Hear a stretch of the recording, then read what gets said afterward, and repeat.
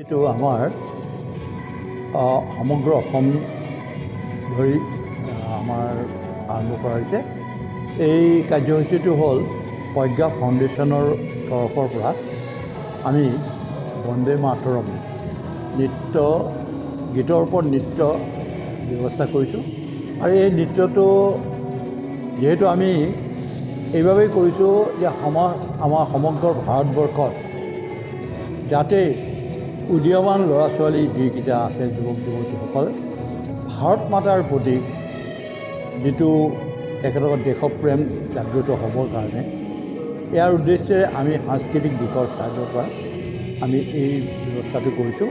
আৰু এই ব্যৱস্থাটোত মাৰ্ঘেৰিটাৰ পৰা আৰম্ভ কৰি তিনিচুকীয়া জিলাৰ এক সীমাৱৰ্তী অঞ্চল জাগুনৰো সকলো যুৱক যুৱতীয়ে ইয়াত যোগদান কৰিছে।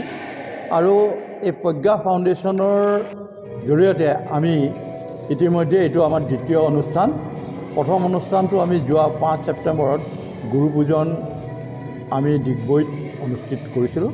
আৰু সেই সময়তো দেখিছিলোঁ বিশেষ ল'ৰা ছোৱালীবিলাকৰ উৎসাহ আৰু তেখেতসকলে আমাৰ সাংস্কৃতিক দিশৰ পৰা আমাৰ ভাৰতবৰ্ষৰ যিটো নীতি নিয়ম গুৰুসকলক পূজন কৰা তাৰ পৰা আৰম্ভ কৰিছোঁ। আৰু আজি যিটো আমি ইয়াতে দেখিবলৈ পালোঁ যে আমাৰ যুৱতী যিসকল স্কুল কলেজৰ ছাত্ৰ ছাত্ৰীয়ে ইমান সুন্দৰভাৱে এই গীতটোত অংশগ্ৰহণ কৰিছে আৰু তেওঁলোকৰ মনত দেশপ্ৰেম ভাৱৰ যিটো ধাৰণা দেখিলোঁ, এই দেখি মই সঁচাকৈ আপ্লুত। আৰু আমাৰ প্ৰজ্ঞা ফাউণ্ডেশ্যনৰ পৰা আমি সঁচাকৈ সফল অনুভৱ কৰিছোঁ।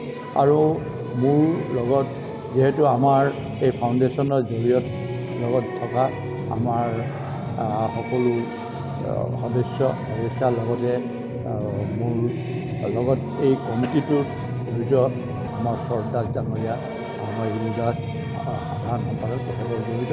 আৰু এই কমিটিৰ জৰিয়তে আমি বিভিন্ন এই তিনিচুকীয়া জিলাৰ বিভিন্ন অনুষ্ঠানত আমি আগবঢ়াবৰ বাবে আশা কৰি আজি এই অনুষ্ঠানটো পাতিছোঁ। ধন্যবাদ।